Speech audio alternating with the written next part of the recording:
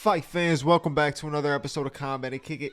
It's your host, Bando. What are we back to talk about? MANEL KAPE got a beautiful win this weekend on a decent card. It wasn't a crazy card. Honestly, there wasn't much that happened that was too crazy special. There was one nasty knockout, but I want to come through, talk about MANEL KAPE's performance and what's next for him. Let's get into it. Let's go.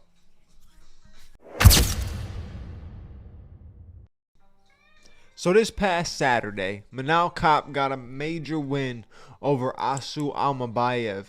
And it's a huge win because it was a short notice fight. The original fight that he was supposed to have was against Brandon Royval. So completely different preparation and completely different style than Almabayev.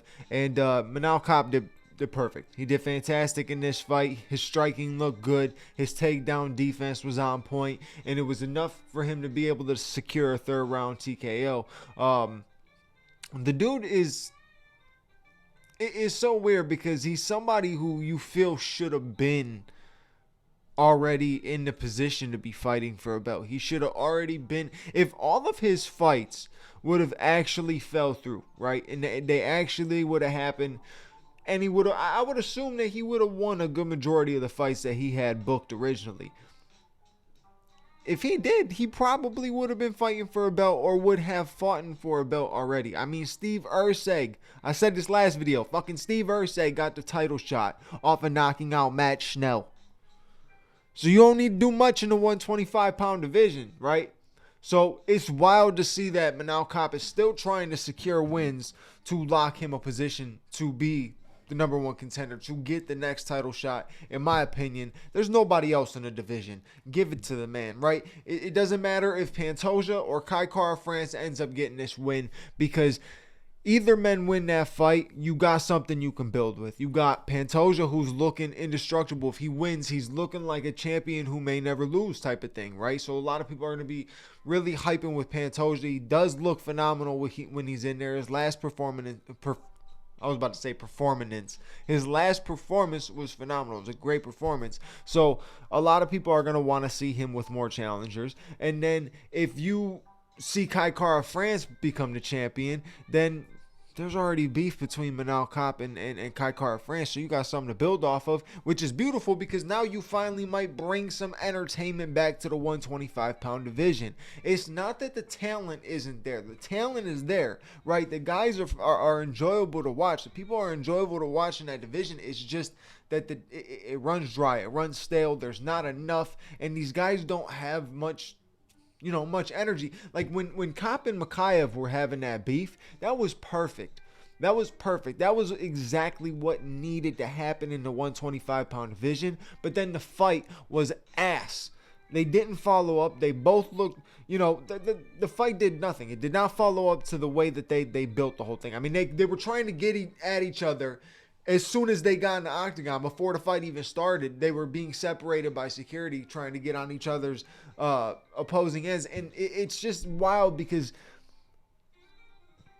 that's what the division needs. It really does. I know a lot of people don't like the theatrics, but sometimes when you bring that to the division, when you have somebody, you have a character in the division, it helps, right? We sit back and obviously a lot more fight fans appreciate Demetrius Johnson now more than they did when he was fighting. And you should have appreciated him when he was fighting, because if he was still in the UFC with the division that you have now, would have been much more exciting.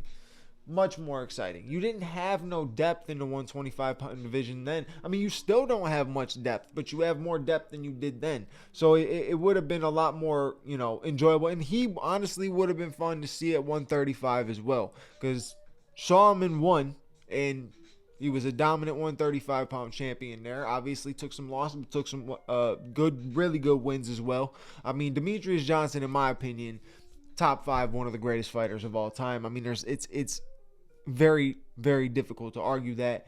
If you want to argue that, go ahead. They literally made an Ultimate Fighter season just to find somebody in the world to try to beat him, just for them to end up losing. And you know what's crazy about that? Tim Elliott won that. Tim Elliott won that whole thing, and actually put up a pretty decent fight against Demetrius Johnson. So that's interesting. But yeah, there's never been much depth. So you see how UFC is always chasing around the world to find something. So now you got more depth. It would have been dope to see him in there. But I think all in all, Manel Kape deserves the title shot. If you skip over him, I don't know what you're doing, right? After this fight between Pantoja and Kai Kara-France, there's no other person in this division that's making any noise. I mean, Kape has been somebody that people have talked about wanting to see fight for the title for a while now. And like I said, it's surprising that he hasn't gotten to the moment. It's time for him to get the moment. I mean, Kape landed 52% of his strikes, threw over 100 strikes, landed 60 of them.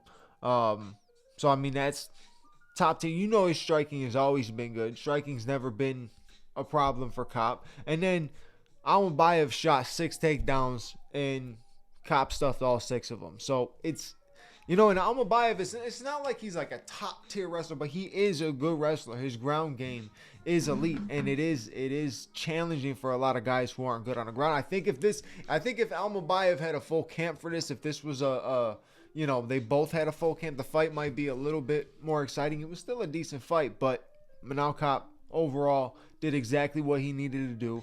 He needed to come in here, secure a win, get a statement, get a finish, call the shot. Just got to get the title shot next. It's just that simple. I appreciate you guys for watching this episode. You know what to do. Like, comment, subscribe, hit the bell notification button so you know when the next episode is out. Your boy Bando will catch you on that next episode. I'm out. Peace.